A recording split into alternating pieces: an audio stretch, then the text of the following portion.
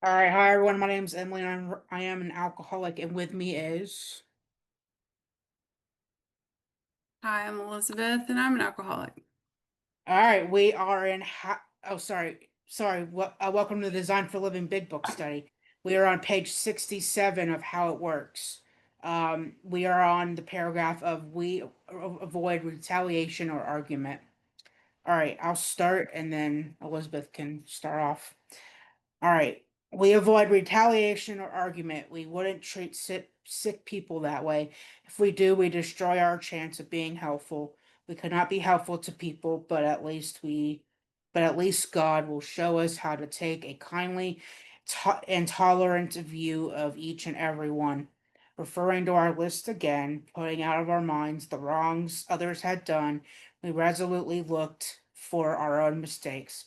Where had we been selfish, dishonest, self seeking, and frightened? Though a situation had not been entirely our fault, we tried to disregard the other person involved entirely. Where were we to blame? The inventory was ours, not the other man's. When we saw our faults, we listed them. We placed them before us in black and white. We admitted our wrongs honestly, and we were willing to set these matters straight. All right, go ahead, Elizabeth. Yeah, just to say, we cannot be helpful to all people. Yeah, just on the other page on 66, and last week we talked about, um, that our hope is the maintenance and growth of a spiritual experience. This business of resentment is infinitely grave. We found that it is fatal. So when it says, all right, I need to put out of my mind the wrongs others have done and look for my own mistakes. I have to remember that part. Because and one thing that was said that was very helpful and useful to me was even if the other person is 99% wrong and I'm only 1% wrong, I need to look for the 1% because this is about my change and my growth. I can't control how other people act. And it says we look at where had we been selfish, dishonest, self-seeking, and frightened. And this is what most people call the column 4. So when we do the structured, written out resentment inventory, a lot of people, say put that in column 4 and write it down. And I probably mentioned it last week. I love the Big Book Awakening for the fourth step. They have a free step download page. I'll share that in the chat here in a minute. But when I think about the word selfish, I misunderstood that word for so long. Um, but it's how are things affecting me? I walk around in the world thinking about how you affect me, your actions and the things in the world, always thinking how Elizabeth is affected. And the self-seeking is the actions that I take to get the outcome that I want. Dishonest can be lies of omission or commission or omission or self-delusion. And I'm always telling myself a story about everything that's not even true. Happens all the time for me. And my fears play a huge role in that self-delusion. Like, I'm going through a change in my life, as you guys know, from last week too. And this huge fear is just coming in here and telling me all this what if and this is gonna what are yeah, it's so powerful. And one of the things I like about um putting it on paper in black and white is because I can be so far into my reaction to life that I don't even see the truth. But when I write things down, first of all, it takes me longer to write things down than it is to think them. And one of the things I love about this not being affiliated with AA is we can talk freely about what's really going on. I have PTSD from trauma. I was abandoned as a child. I have literally in my mind will skip from here way over here and skip all these feelings in the middle because they're too scary to feel. But they're running my life. They are running my life. And that's why I need you to come and fix me and like me and give me validation and approval. And then when you don't do it, I have a resentment. When you don't smile at me, I think you don't like me. I get into all this fear and no one's ever going to like, everyone hates me. It's insane. It's absolute insanity. And when I write it down in this structured way, I can really start to see the story that I'm living in that's not even true. And it helps get it right sized and it gets me right sized. And I'm so grateful for these tools because I absolutely need them. And I'm the one that's the alcoholic with the disease. I don't know if you're going to change. I don't know if you're going to grow. I don't know what's going to happen with you. You may kick me under the table for the rest of my life, right? I'm the one that has to cut that rope around my ankle that you've got tied there. When I let other people control me, it's like they have or control my feelings about myself and about everything. It's like they have a rope tied around my ankle and they can yank it any time. It's up to me to cut that rope by looking at my attitudes and the way that I play into situations. When I am self-seeking and I'm trying to get an outcome, and I often will put myself in a position to be hurt. The book says that. I'll do it over and over and over again. I want to make this thing work, so I'm going to keep working at it, even though I've been given many, many signs it doesn't work. I keep getting hurt. I keep falling on my face. I'm living in this endless loop of self-will, and I don't want to see the truth. And partly because sometimes, it's like it's on page 53 when it talks about the bridge of reason. These are my knowns, and even if they're negative, and even if they end up hurting me, at least I know them. It's a well-worn path. And somebody told me once, when you change, there's this big highway over here that's our old behavior and our old ideas. It's huge, right? And it is like, and in my brain, I can picture this path that I jump into. And then the new way of life is this little muddy footpath with a couple stones to step on. And I just gotta keep, using the disciplines that we learn in this program to change that. But it takes discipline and it takes for me repeated pain and humility and humbling humility that's also humiliation at times, and it's not fun. Go ahead, Emily. Hmm. Well, not too much more to add to that, but I definitely do think it's important that we look at our part, in that paragraph because, and most of the time we are at fault. And he breaks it down. Mm. Sorry. Where have we been selfish, dishonest, self-seeking, and frightened? We're able to take that one sentence and break it down, like selfishness, dishonesty, frightened, which is a fear, and self-seeking is like our own motives, like did we like manipulate them in a way that, we got whatever we wanted, So yeah, I don't have too much more to add to that, but I'll continue reading. We're at the bottom of 67. Notice that the word fear is bracketed alongside the difficulties of Mr. Brown, Mrs. Jones, the employer, and the wife. This short word somehow touches about every aspect of our lives. It is an evil and corroding thread. The fabric of our existence was shot through with it. It set in motion trains of circumstances which brought us misfortune we felt we didn't deserve. But did we not set ourselves? We set ourselves the ball rolling. Sometimes we think fear ought to be classed with stealing. It seems to cause more trouble. We reviewed our fears thoroughly. We put them on paper, even though we had no resentment and connection with them. We asked ourselves why we had them.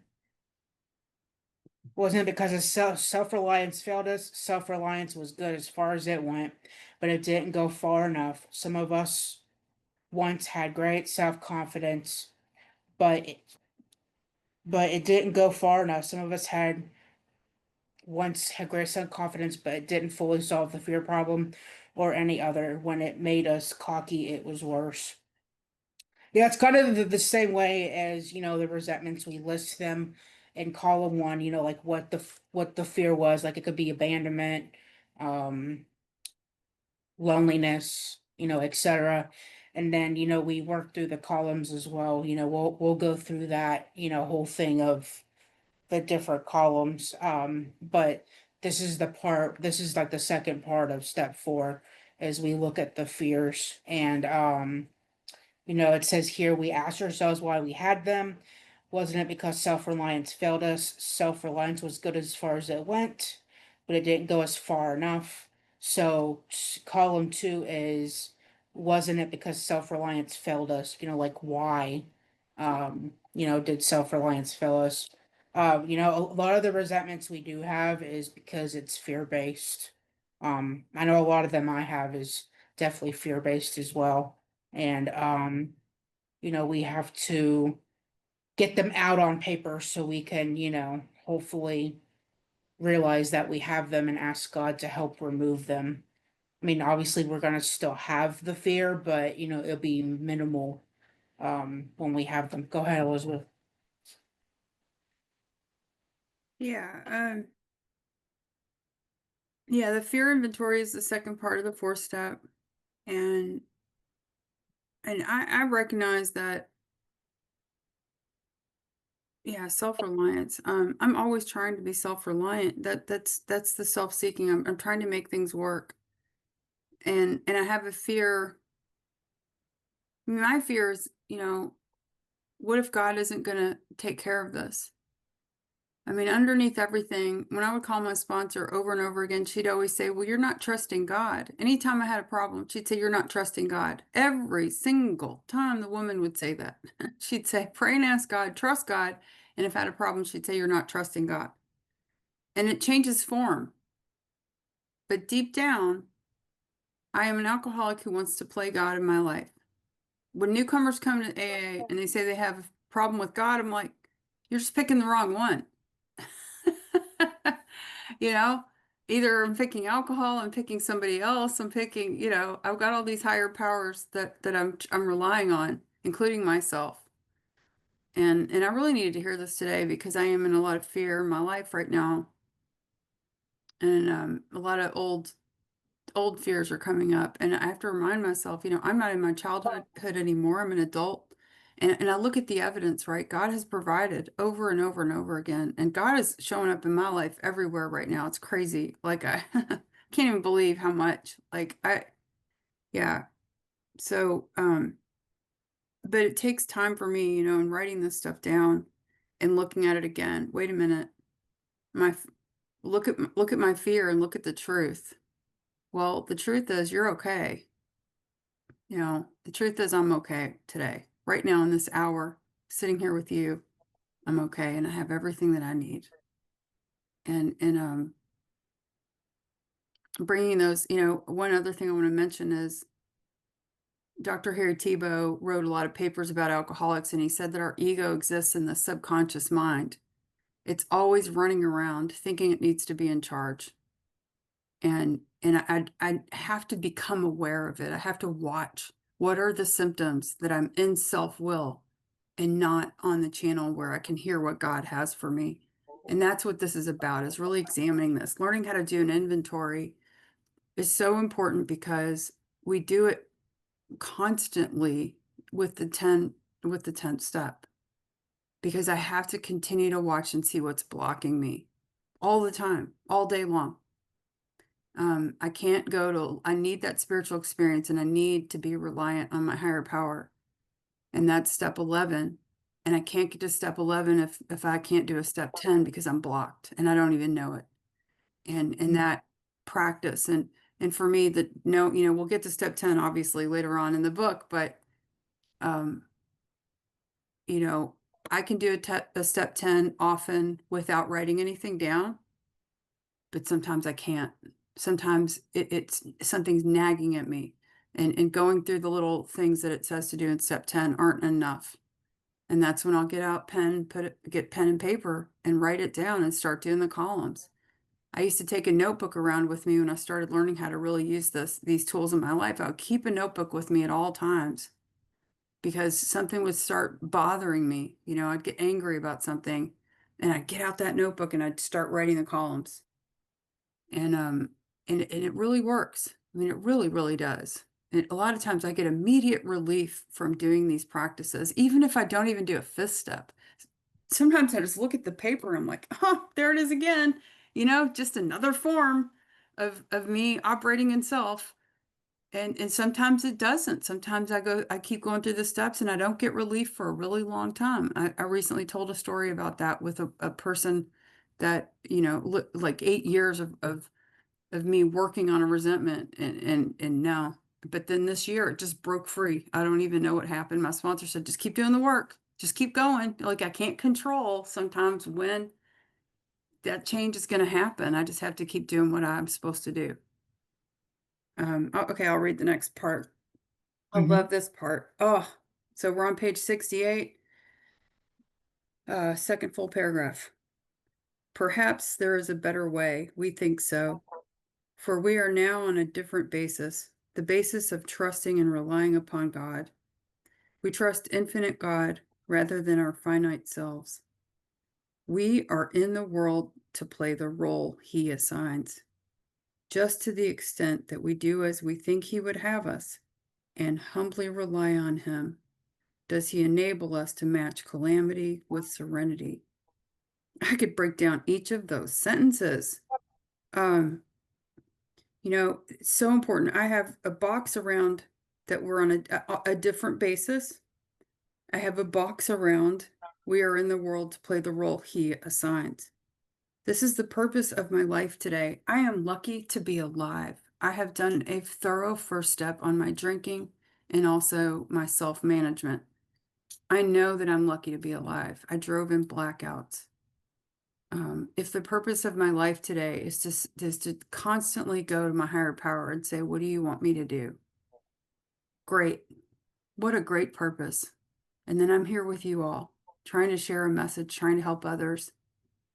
And I have to. Yeah, I think about the word infinite God. Because I can look over and over and over again at the plans and designs I had for myself. And you hear it in AA all the time, these beautiful miracles of things that can happen with people. They're so much better than they could have imagined. I was not happy about being an alcoholic. When I first found out I was an alcoholic, I was not happy about it. It screwed up my education. I didn't go to the college I was supposed to go to. Um, all this stuff, right? It kind of it just veered my life off into a different direction. I look at the people that followed that path that I was supposed to follow, and I look at my path. I'm so grateful. I have an amazing life. I love what I get to do today because I'm an alcoholic, primarily, what I get to do.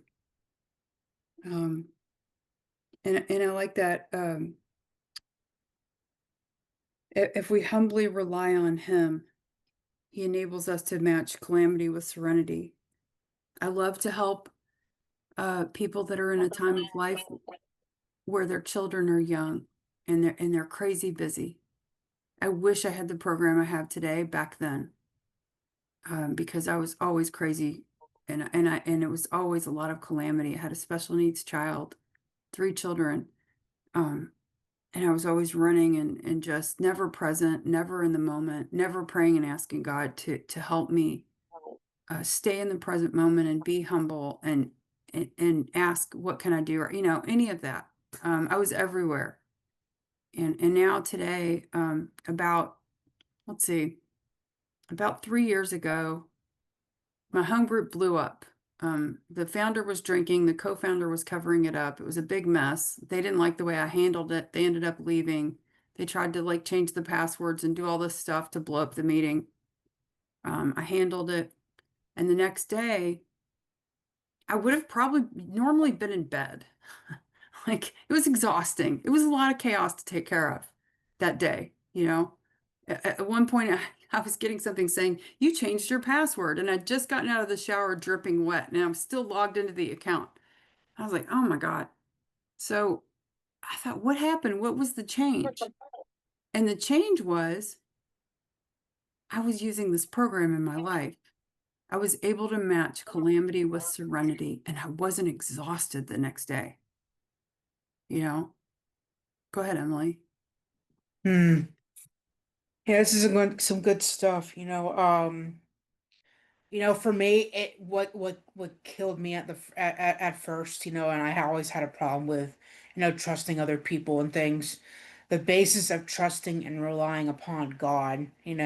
Um, I didn't grow up with anyone, really too close to me just because I had trust issues, because people had, in the past burned their bridges, with me. And, I had to get, really tired and hurt enough to know that I had to, trust God and trust another human being to do, a thorough step forward because, it is a very intimate step for sure, being honest and open with another human being about, everything that I had dealt with in the past. And we read in previous pages, we had to quit playing God and, we have to get down to causes and conditions and we have to be honest with ourselves and with God because, if we're not honest with God, then, we just can't ask him for help because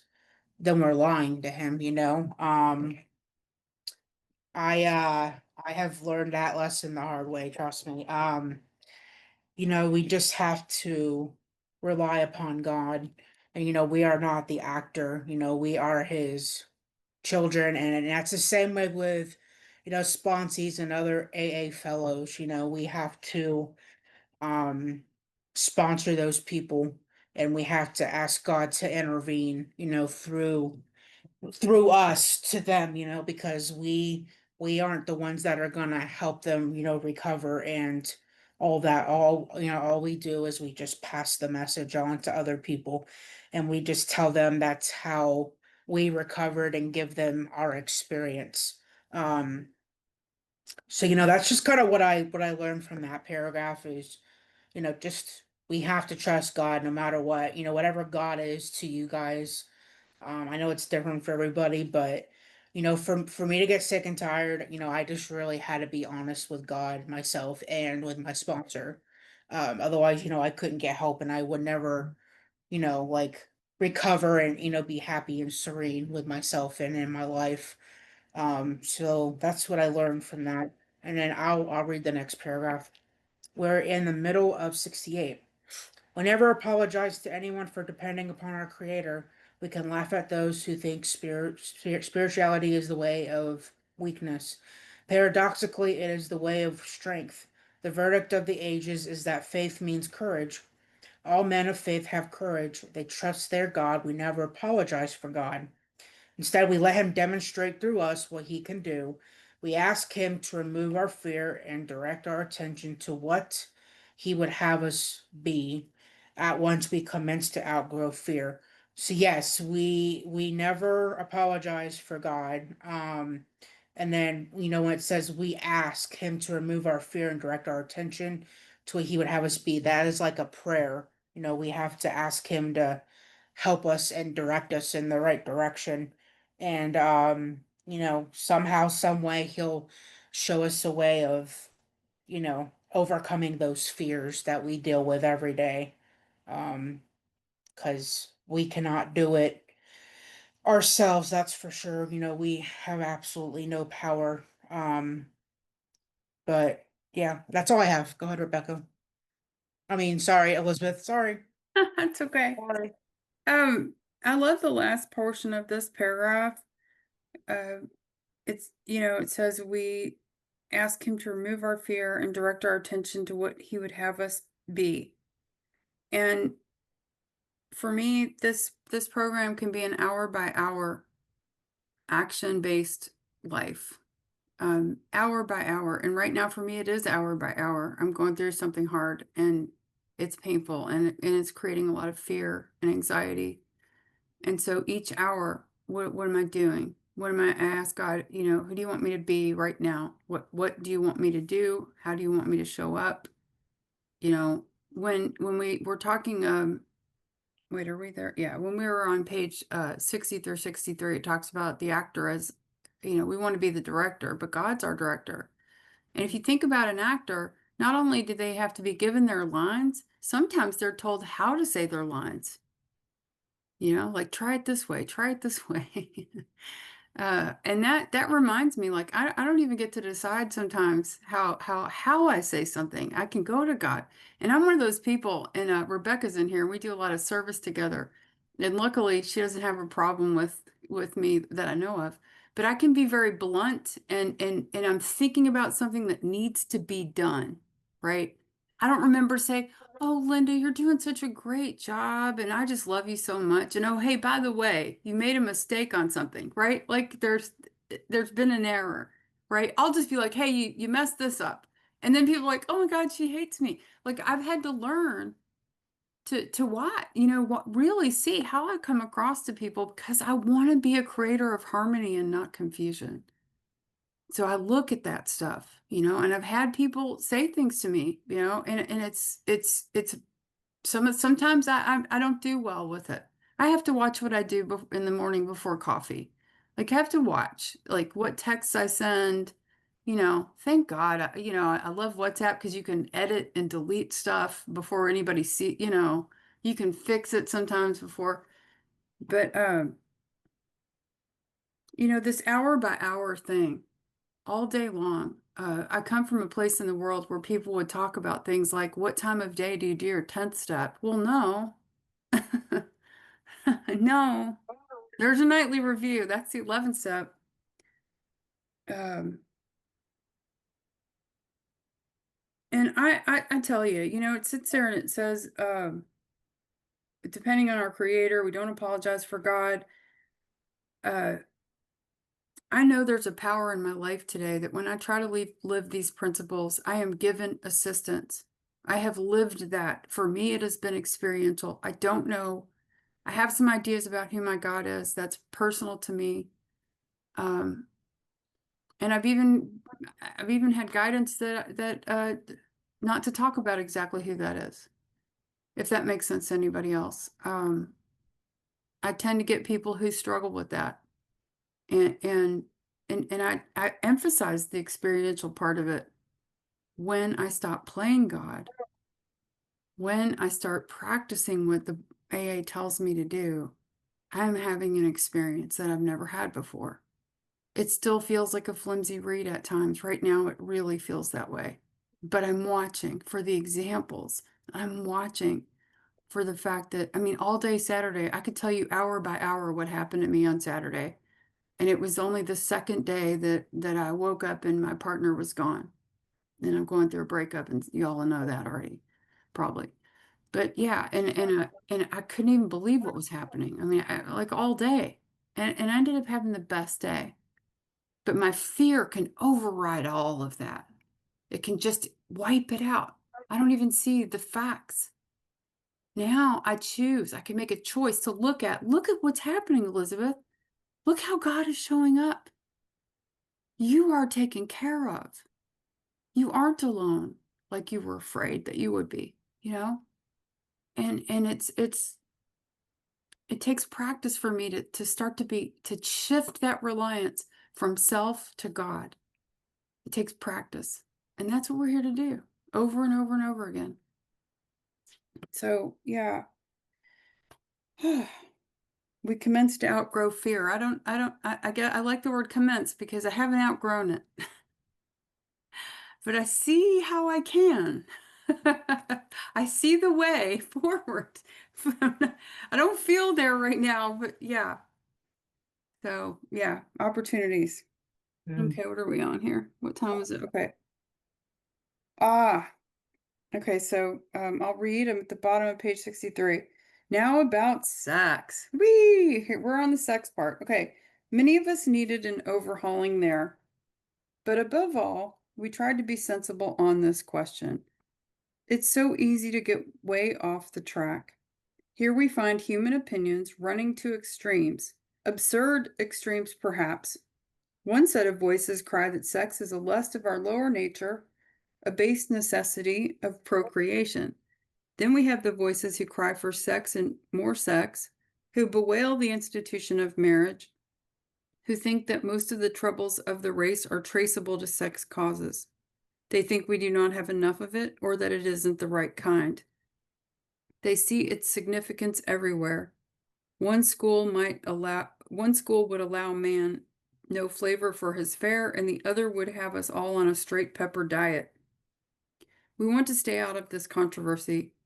We do not want to be the arbiter of anyone's sex conduct. We all have sex problems. We'd hardly be human if we didn't. What can we do about them? And right now, I just want to quickly say, and then and Emily, we don't have to spend too much time on this if you don't want to, but a lot of people come into AA and say, what do you think about people telling me I shouldn't date for a year?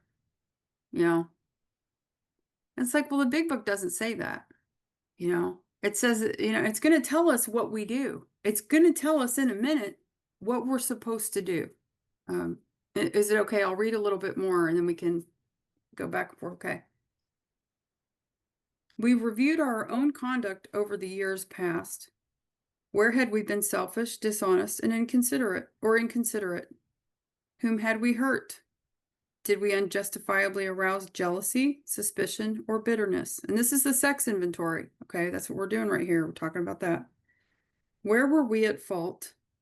What should we have done instead?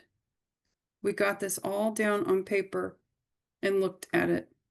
In this way, we tried to shape a sane and sound ideal for our future sex life. We subjected each relation to this test. Was it selfish or not? We asked God to mold our ideals and help us to live up to them. We remembered always that our sex powers were God-given and therefore good, neither to be used lightly or selfishly, nor to be despised and loathed. There's so much there. First I need to look at the facts. What have I done in the past? How have I treated people? How have I, all the stuff, selfish, dishonest, all that, aroused jealousy, suspicion, or bitterness. Again, looking at my part, what I have done, where I'm at fault, what I should do instead. And where were we at fault? What should we have done instead? My sponsor she calls those columns 5 and 6, and we put those on the other inventories. I find that very useful. The structured way that we write resentment inventory, for example, sometimes I don't get everything, but these 2 paragraphs help me see, kind of wrap it up. And then it says a sane and sound ideal for my future sex life. This is reminding me to be humble. I have known in relationships at times where I knew this was probably a bad idea, just like Jim with the whiskey and the milk, right? He had a vague sense he wasn't being any too smart. Have you ever started dating someone and you're like, this probably isn't a good idea? And I plow forward anyway because I'm Elizabeth as God and I can do anything. And it says, we subjected each relation to this test and we asked God for help. So what does that say? Each one. So one time a woman said to me, Elizabeth, what do you think about this no dating in the first year thing? I said, I have 2 answers to that. The first one is, if it's not in the book, I don't give it a lot of credence. It's not AA. I think that the AA program is in the book, and so we follow the book, and that's not what the book says. The second thing is, we got to operate in reality here, not the what ifs, not some mysterious whatever. Like I said, is there somebody that wants to date you right now? Right? Because we don't have anything to discuss unless you're wanting to ask somebody out or they're wanting to ask you out, right? There's nothing to discuss. There's no reason to even talk about it. And she said, yes. And I said, do you think it's a good idea to date them? And she said, no. You already have your answer. It's done, right? So, and it says that we subject each relation to this test or not. And then again, I have to look at, what does the word selfish mean? I got into a relationship with a guy because he made me feel good about myself. I was at a difficult time in my life. It was 1999. Things were going south with my marriage, my business, pretty much everything, because I was living in self-will and didn't have a program. And he said, oh, you're amazing. I've heard of your work. I want to, and just said all this, told me everything I wanted to hear. Who knows who he was? Didn't even matter, right? I got into that one and it was a bad idea. It was not a good situation at all. And I look back on it and I realize how totally self-centered and self-seeking the whole thing was for me. And when I don't live these principles, I end up paying a really painful price often. So go ahead, Emily. Mm. Just wanted to point out one thing. I know people always like to overlook this stuff, but it says we ask God to mold our ideals and help us live up to them. That's a prayer, you know. So as we going through, the columns, we ask God to, reveal everything to us as well, in the columns. And I'm gonna share that because I have a format for that, or a chart. So here, you put, where had I been selfish, dishonest, inconsiderate, and then you put why, and then whom did I hurt? So really, I don't know why this is first, but it should be whom did I hurt? You put the person, an ex, fiance, boyfriend, girlfriend, whatever. Or it could be, your mom, your dad, cousin, uncle, and then you put where had I been selfish, dishonest, inconsiderate, and just be brief, but you explain that, you break it down.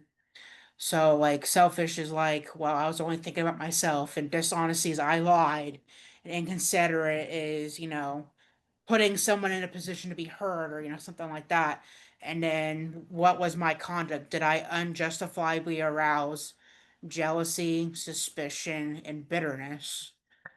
And then where was I at fault? So you explain where were you at fault, your part. You lied, you're dishonest. You caused bitterness with a partner. I mean, it could be anything. And then what should I have done instead? Like what would God have you do, versus what you did. Um, like, so you don't want to lie, you don't want to cause jealousy, bitterness, suspicion, and then you kind of just briefly explain why, and what you should have done instead. So you want to live up to like God, God's ideals and um all that up to the best you can, because we're not perfect, but that's why we pray and we try to do the best we can because we're not perfect human beings. But yeah, I like to share this because it helps sometimes with sponsees to kind of look at this, and it kind of just breaks it down. So yeah, because a lot of people obviously like to read the big book, but like sometimes they like to see it like visually, and I'm a visual person as well, so I think that the charts kind of help, and it does help a lot of sponsors, especially when they're new and they're not very familiar with the big books, so that kind of helps. But that is all I have. If it's okay, I'm going to stop the Wait, hold recording on, and hold on, hold on. okay. Uh, Go ahead. 1 second. So I just want to also make a little pitch for something else real quick, but I gotta grab it. And it is, I can't do check marks anymore. I'm too good at hiding things from myself. Too good at it. So one of the things that I use, I have a template more. Let me see if I can share this screen. Share screen. Let me do that real quick. Um, I don't even really do columns because I need more space. Okay. So for example, I'll start typing after each of these items. Um, and because it says, where have I been selfish? So I've got to be really, really clear on exactly what actions I took that were selfish. What actions did I take that were dishonest? What actions did I take that were inconsiderate? Because I am way too good at ignoring those things and just putting a label on them, and then I can't actually, there's not enough accountability for me in that. I have to write it out, because yeah, yeah, I need that because I have to see it. Or Mm. I'm so good at giving myself excuses and self-justification. I can just skip past stuff, and I have a million ways that it's your fault and not mine. You know, so I got to write down what I did. And as hard as that is, looking at the truth so that I can live in reality. And one more thing about this whole fourth step, my sponsor says we come into it skewed. I'm living in a story of my own making. And the fourth step helps me get straight. And I just did a hand gesture to show that. So, and that's it. Thank you, Emily, so much. And thanks, Yep. everybody. Well, that's kind of what I was showing is, I take paper and I draw the lines and I go by the column, and write who, why, and then, you break it down in the chart, with whom did I hurt, where had I been selfish, dishonest, inconsiderate. I write that in a column. I really do break it down. So here, I do the person first and I write it down. And then I do where had I been selfish, dishonest, and inconsiderate. That's one column. And then I write all that out before I move on to the next column. And the next column is this. Did I unjustify arouse jealousy, suspicion, or bitterness? So then you write that out. And then where was I at fault? You write that out. And I just do the lines. I go line by line and column by column. And then what should I have done instead? That's kind of what I was trying to say was I do it like that across, but I do it the section by section, column by column. So that's kind of what I was saying. So it's kind of similar to yours, but yes, that's kind of what I was saying. I should have been more clear, but okay, I'll stop the recording and then we'll start shares.